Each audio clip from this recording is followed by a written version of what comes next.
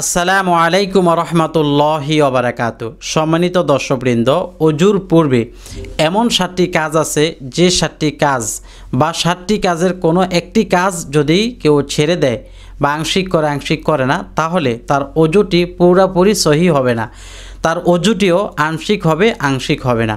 তার মধ্যে প্রথম যে কাজটি সেটি হলো, কারো যদি ইস্তিনজার প্রয়োজন থাকে, অর্থাৎ পেশাব পায়খানার কোনো প্রয়োজন থাকে, তাহলে সেটা সেরে নিতে হবে।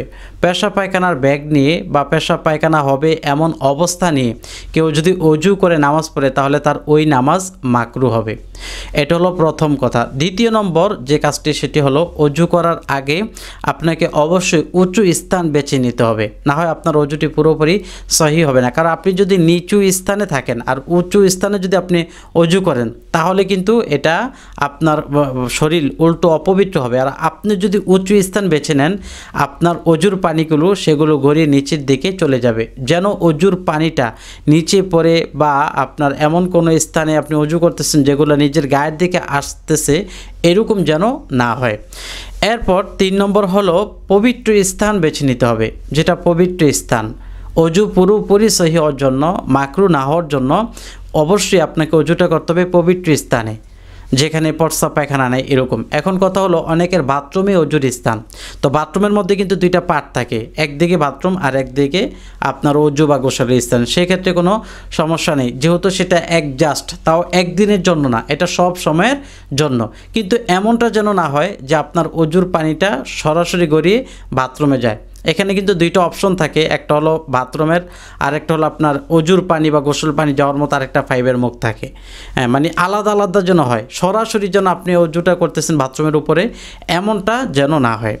তারপরে 4 নম্বর হলো, বিশুদ্ধ পানি কিনা তা দেখে নিতে হবে। এখন বিশুদ্ধ পানি নির্বাচনের জন্য আপনাকে 3টা জিনিস খেয়াল রাখতে হবে: রং, স্বাদ, গন্ধ।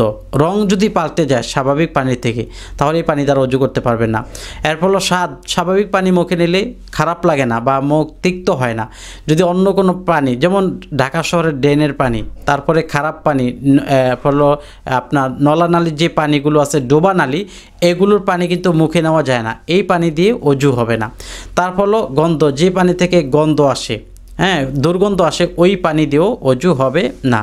5 নম্বর হলো, অজুর আগে অবশ্যই শরীরের বা কাপড়ের কোনো জায়গায় যদি অজান্তে নাফাকি থাকে, তাহলে সেটা ভিন্ন কথা, কিন্তু আপনি জানতেছেন যে এখানে নাফাকি আছে, তাহলে আপনাকে অবশ্যই নাফাকি সেরে নিতে হবে।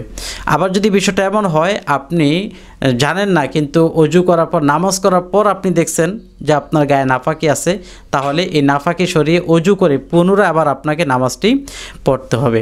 দর্শক, 6 নম্বর হলো, অজুর পূর্বেই অজুর ফরজগুলো ভালোভাবে জেনে নিতে হবে। অজুর ফরজ যেমন, প্রথমত আপনার সমস্ত মুখমণ্ডল ধৌত করা, এই চুলের গোড়া থেকে থুতনি পর্যন্ত, কানের লতি থেকে আরেক কানের লতি পর্যন্ত চুল পরিমাণ জায়গাও যদি ভিজে থাকে আপনার নামাজ হবে না। তারপর এই আপনার কনি পর্যন্ত যদি আপনার মানে না হয়, তাহলে আপনার নামাজ হবে না। তারপর মাথা 4 ভাগের 1 ভাগ আর 2 পায়ের টাকনো পর্যন্ত ধৌত করে 4টা ফরজ অজুর অবশ্যই আপনাকে ভালোভাবে শিখে রাখতে হবে বা আপনার জেহেনে রাখতে হবে। তারপর 7 নম্বর হলো, নিয়ত করতে হবে। আপনি যদি নিয়ত না করেন, নিয়ত করা সুন্নাহ, আপনাকে নিয়ত করতে হবে। এই জন্য নিয়ত করে নেবেন। এই ক্ষেত্রে অজুর ক্ষেত্রে নিয়তটা ফরজ না, কিন্তু আপনি নিয়ত অবশ্যই করে নেবেন যে আমি কী জন্য অজুটা করতেছি বা আমি এখন অজু করব, এরকম নিয়ত করে নেবেন। দর্শক, আশা করি এই 7টা কাজ এখন থেকে ইনশাআল্লাহ আর অজুতে বাকি থাকবে না। আমরা এভাবে যেন আমল করতে পারি, এর জন্য সকলে বলুন আমিন। সবাই লাইক দিয়ে শেয়ার করবেন। ভালো থাকবেন। আসসালামু আলাইকুম ওয়া রাহমাতুল্লাহ।